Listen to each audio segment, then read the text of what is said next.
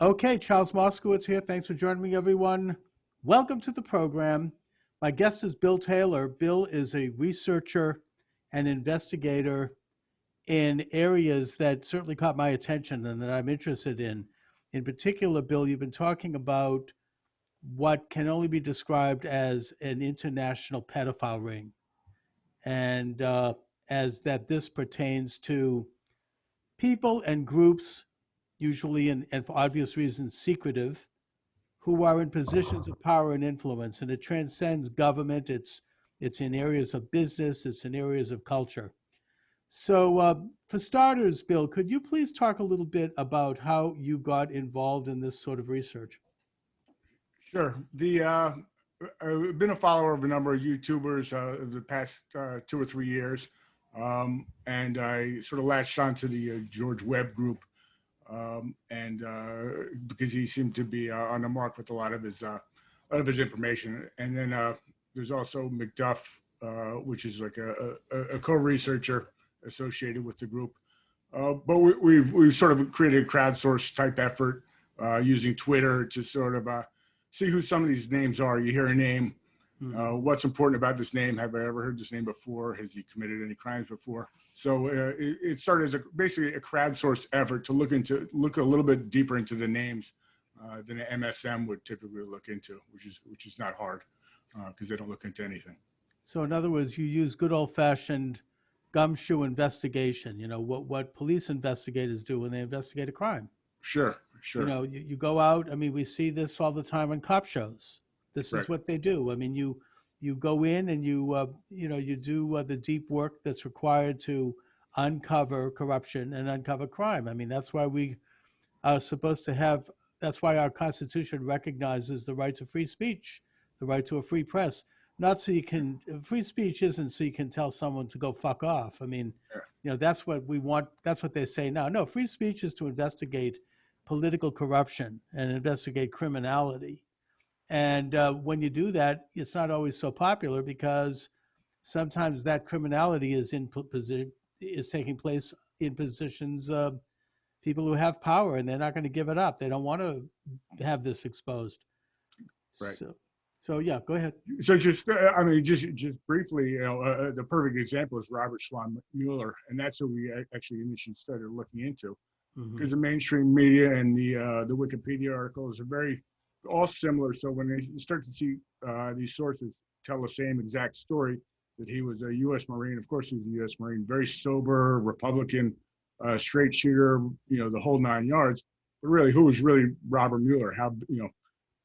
How important is he? And it turns out he comes from a very, very powerful family. This is not some middle-class guy who crawled through the ranks of the DOJ and FBI to get where he is. He got there because of his name. And the name Mueller, he's the third. His father was a DuPont executive. His grandfather was very involved in expropriating funds from under U.S. contracts during World War I. That's probably where the Muellers made their fortune. Very close to the DuPont family. He's in the club that we're not in. Right. In other words, he's connected to what we might euphemistically call the Eastern Seaboard liberal establishment. Exactly. And that power, as Lord Acton says, power corrupts and absolute power corrupts absolutely. And of course, he went on to say that anyone in positions of political power, these are bad men. And indeed they are. I mean, that's why we have a system of government that limits power. That's why we have a balance of power, so that one side, the founding fathers knew that you couldn't have, it's dangerous to have too much of an accumulation of power in the hands of one group, because power is corrupting. So they set up a system by which each side would check the other, and they'd have to compete. That's the only hope we have of keeping absolute power away. Now, as far as Bob Mueller goes, yeah, I mean, you have some really troubling things going on in his past. When he was in Boston, where I am, as assistant district attorney, he was involved in the conviction of 5 innocent men for crimes that they didn't commit, 3 of whom, I think it was 4 innocent men, Right. 3 of whom died in prison, 2 of whom got out. One of them was named Limon. They were associated with the mafia. They were probably involved with petty crimes, but they were not involved in the crimes that they were convicted of. And it turns out that the FBI knew this, that Mueller was the DA at the time. There's no reason to assume he didn't know it, but they wanted to get this conviction, and they did. And furthermore, you had him as at the FBI while there was the Boston Marathon bombing. Right. And Congressman Stephen Lynch, who represents the district that bombing took place, went to Mueller and he said, please provide us in Congress all the information that you have about this. And Mueller said no. Now, this is a rogue agency. If they're saying no to a sitting member of Congress who is trying to investigate and get information about one of the worst crime to ever happen in Boston, he should have been put in shackles and in prison at that point until he released that information.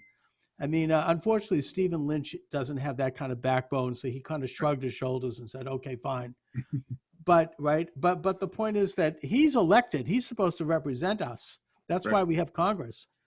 So you have a history of being a cover-up artist, being an insider, being someone who knows how to, protect the establishment. And then he's brought in to prosecute President Trump in this phony conspiracy theory. They call you and I conspiracy theorists. Right. I don't think there's been a bigger conspiracy theory in our lifetime than the one that held that President Donald Trump was a Russian spy. Yep. No, exactly. He comes, like I said, he comes from a long line of conspirators. He's not well known. His first cousin, once removed, his mother's first cousin was Richard Bissell of the CIA. He was fired by JFK over the Bay of Pigs. His wife is a Cabell, who's the General Cabell, was the other person fired by with the JFK. Yeah, right. So there's actually these families all stay together. So what I've been doing and what my the crowd has been doing is just finding these connections to see, maybe identify some of these people ahead of time before they get into higher positions, or when they do get into higher positions, be able to say, you know what, he comes from a long line of conspirators. Exactly. Von Mueller was, Richard Bissell is right up there in the suspect list of the JFK assassination, at least in the executive level. And the grandfather was very close to a lot of the coup plotters of the businessman's plot of FDR. So, they're not in it for the United States of America.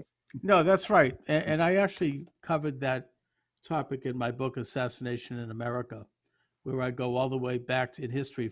I start with Alexander Hamilton and I end with the Clinton body count. Right.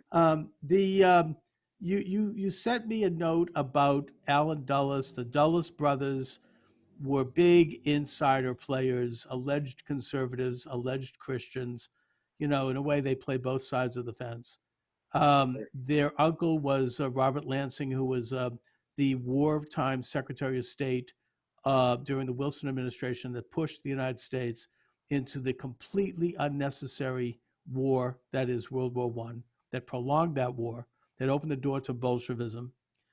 I think his grandfather was the Secretary of State under Ulysses Grant, or going way back. So this is a long-time power-based establishment family. Right. And John Foster Dulles spearheaded the effort under Eisenhower as Secretary of State to bring the United States into continuous foreign entanglements and wars, mainly in the interest of big corporations, under the guise of confronting communism, which was dubious in terms of whether or not that was going on.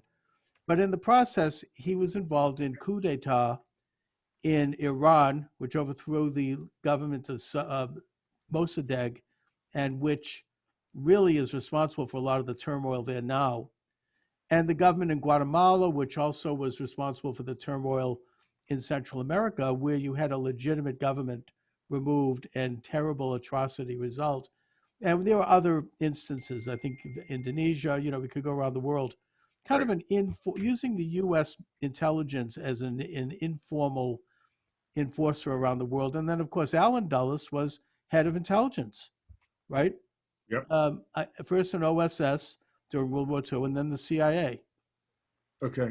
Talk about them. Yep. Sure. So one of my most recent posts, it's on D-State Analytics, if you want to Google it, or d-state-research.com. The FBI Vault, the FOIA sort of tweet of the FBI, sent out two unusual tweets last week. One was for a gentleman named Rexford Tugwell, who I actually know a lot about. We could discuss that maybe if we have time or another time. Mm-hmm. The other strange tweet was for the Protocols of the Elders of Zion, which was very strange, and actually they pulled it down because it was, I guess, too controversial. I've never actually read the entire document and really don't subscribe to what it's getting at, but I thought it was interesting that the FBI would tweet something like that out, because it's not something you really need an FOIA request for. You get it at a bookstore. A bookstore, or I'm sure it's on the internet, wherever you want to find it. I have a copy. Okay, so it's maybe, unless it's some sort of new translation or version, I don't know. But I thought it was interesting. Somebody had mentioned that Alan Dulles was involved in the quote debunking of the protocols, which I found was pretty interesting, in that when the debunking initially apparently occurred, it was 1921. And it was while he was stationed at the Istanbul embassy, American embassy in Istanbul. Mm-hmm. The protocols had been out since, I guess, 1903. But for him to get involved, it was just sort of curious in the context of Alan Dulles being stationed in Istanbul. We had actually done a lot of work on the Buttigieg family. And the Buttigiegs were they're still pretty mysterious, but they were certainly maybe suspected of being part of the Young Turk crowd, the Messianic lodge in Turkey, mm-hmm. that eventually helped bring down a monarchy. Certainly in a constitutional and an enlightened way, it was certainly helpful, but there's always been underpinnings as to what their real origin is, what their real intentions were. And the term deep state actually comes from Turkey, and it's always been sort of associated with the Young Turks. The interesting is, from Dulles' perspective, is and this is a hypothesis that I'm working with for now, is that it was really, the document was not a Zionist document. It was a Sabbatian document. The followers of Zabbatai Zevi, who were in abundance in Turkey as early as 1910. The article that I wrote shows a letter from a British ambassador saying that there might have been 10,000 Sabbatians in and around the Turkish area, mm-hmm. where the cult was founded. It was founded in Smyrna, right. Turkey.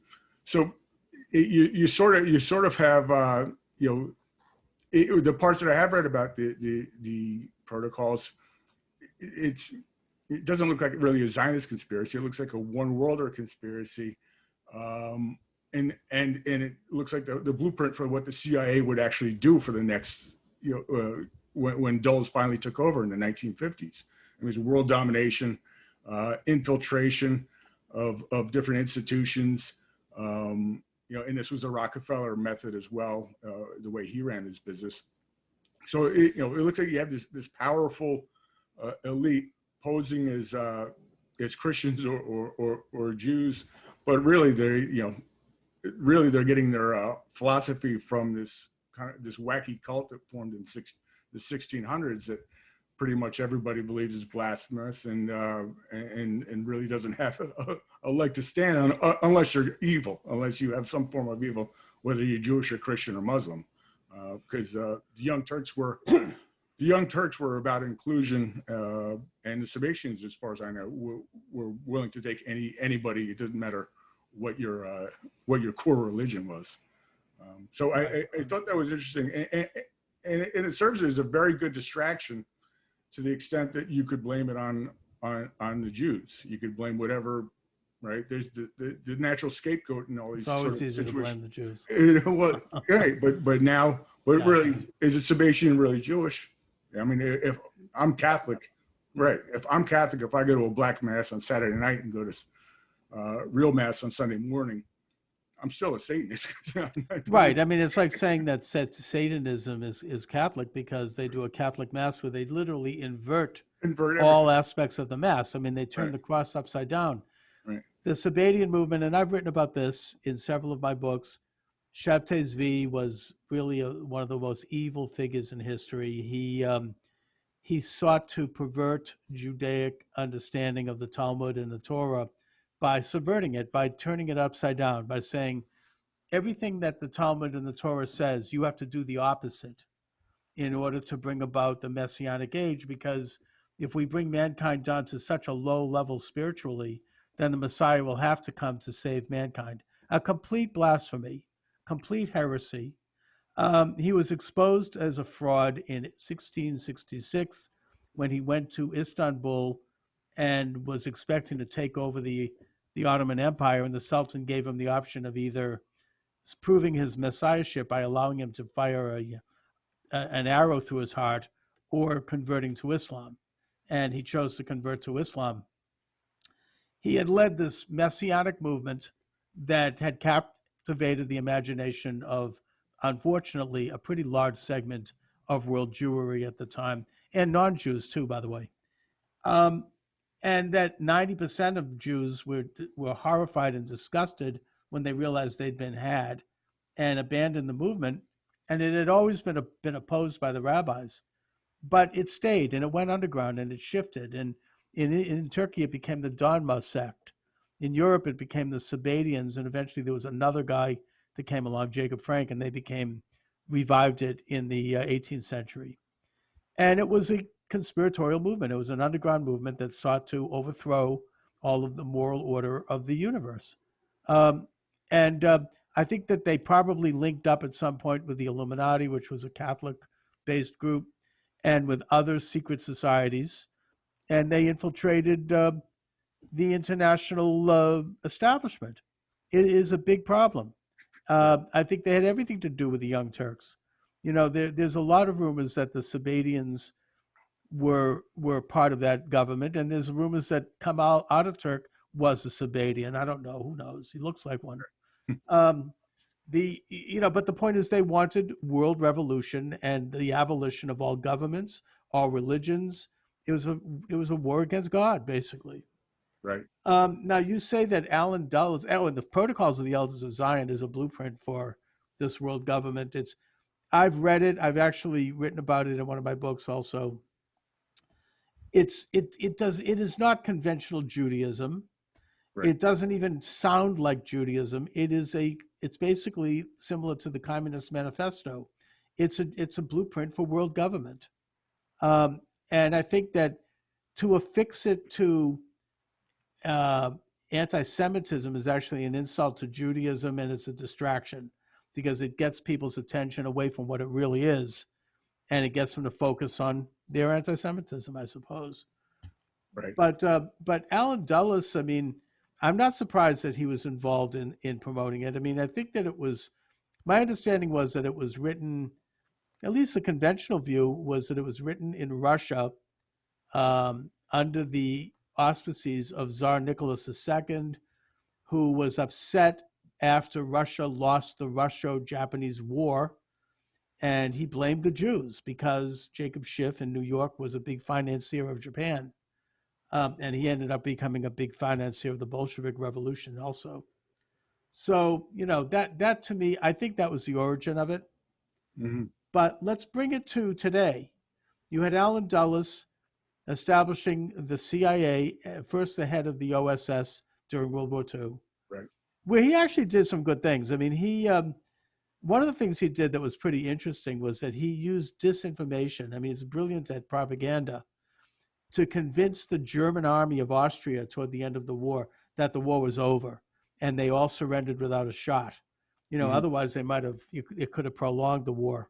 Right. But he goes on to become the head of the CIA after President Truman created the national security apparatus that we're dealing with today, the deep state.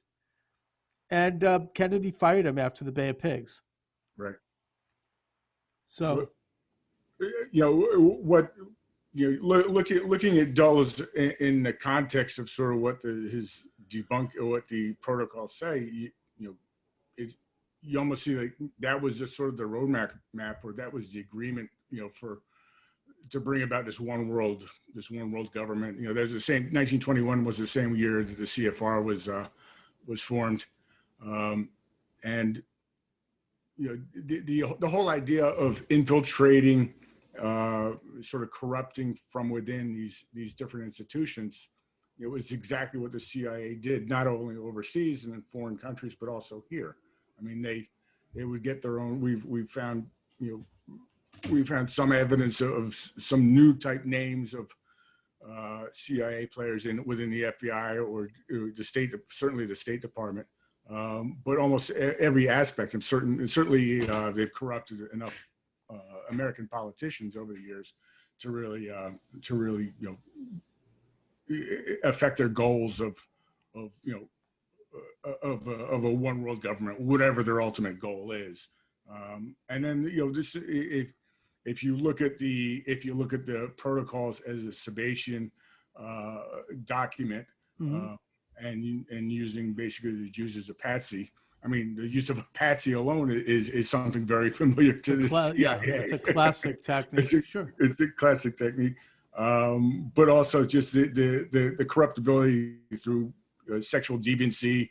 I think it might have been on one of your shows where it was mentioned that it was Alan Dulles was swapping wives with Henry Louis Booth. I mean, that's a classic Sebastian type move, That's right, exactly. They'd swap, that's right. The wife swapping, religion swapping, right. Everything would become blurred. There was no definition. I mean, that was part of the agenda to overthrow God's world. I mean, to overthrow the definition of elements. Right. So we have, after World War II, you had them involved. I mean, according to information that we now have, Operation Paperclip, the MK Ultra operation, which involved psychological experiments and mass experiments with things like LSD put out on the street in the 1960s by people like Timothy Leary and Dr. Louis Jolion West, who's handing it out in Los Angeles and who was connected to the CIA. The Church Committee of 1975 did expose some of this stuff, including Operation Mockingbird, which was that they were literally paying media figures bags of cash in order to conduct reportage that they wanted. That may still be going on. There's still aspects of that are confidential. Right. But you also have, as you say, they were involved in the honeypots and the sexual corruption, the blackmail. And in that capacity, they were, that was somewhat revealed recently with the exposures associated with Jeffrey Epstein. I don't think it's controversial to say, and this has been part of a documentary that I saw on Channel 2. I mean, this is pretty out there, that the CIA was very involved in him and his operation, as was MI5, MI6, Mossad, and who knows who else in terms of intelligence, and that it was a classic operation where he would be involved with blackmailing major world figures, political and business. He'd bring them in, there were cameras in the room, it was a classic blackmail operation. So that kind of shows the kind of intersection that you're alluding to with regard to, the blackmail element of their operation. Right. I think it just shows, sort of the mentality going into even just the early years of the formation of the CIA, and that if it's already on your mind, if it's already part of your culture or your cult, or belonging to these secret societies, then the leap to making it official government program is not that far at all. I mean, there's and plus the Rockefeller types, the foundation types, they had very long plans for sort of denigrating society, whether it be 10 years or 30 years or 50 years.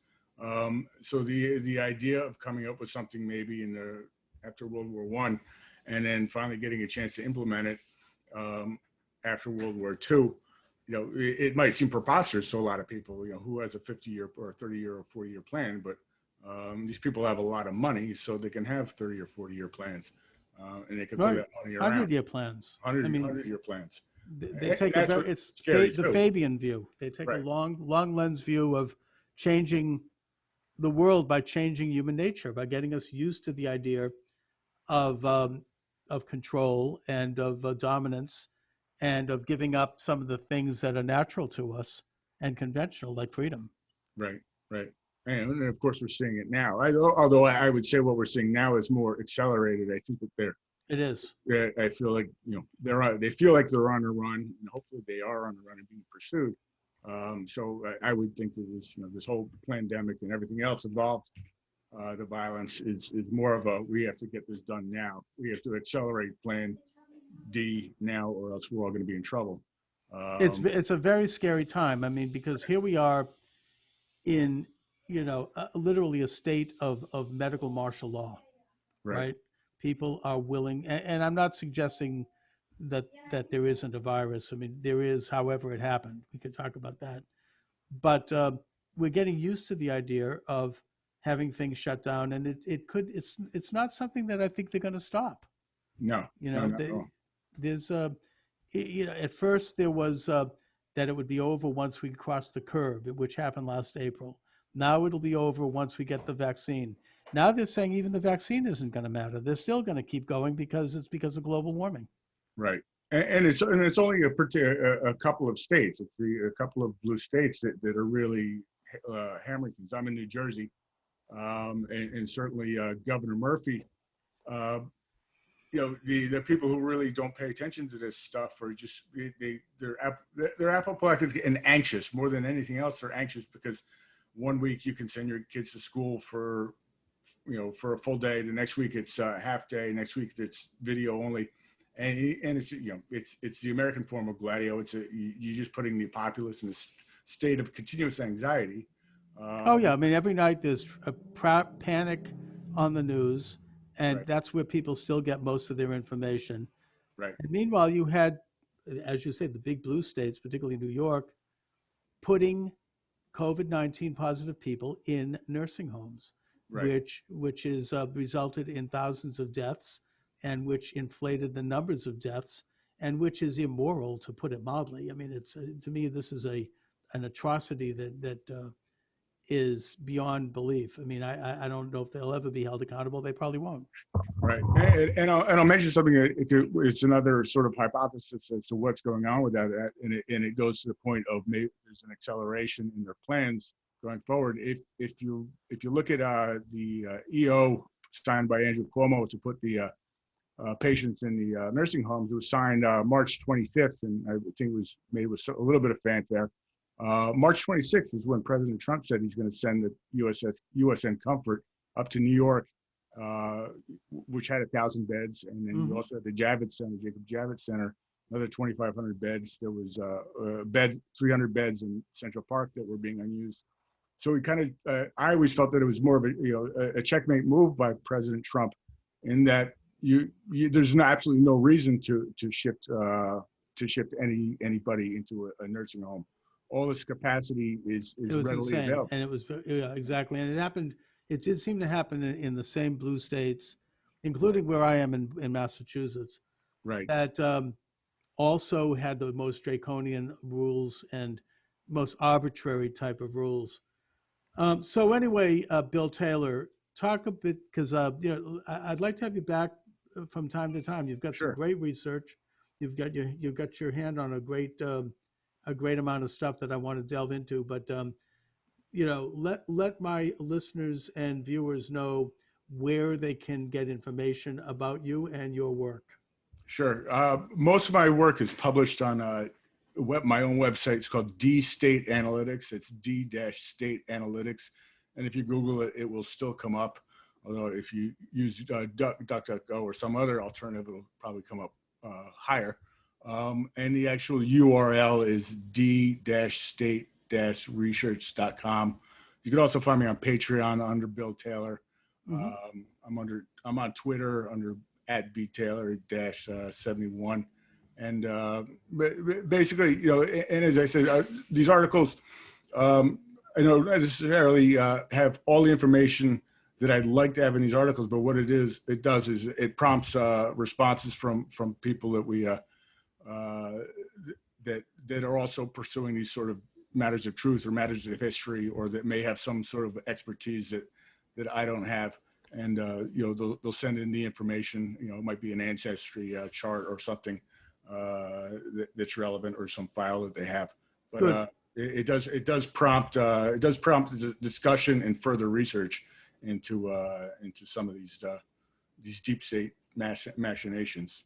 Well, I'm glad you're doing it, and I think we all need to kind of hook up with other people who are doing it and keep circulating the information until we reach some level of a critical mass, so that people can start to put the pieces in the puzzle and see the bigger picture. But so, Bill, listen, thanks so much for joining me. Let's do it again. I want to go further, by the way, into the issue of the pedophile ring. We didn't even get to that, but we'll do that another time. So thanks a lot. Okay, very good. Thank you. All right. Talk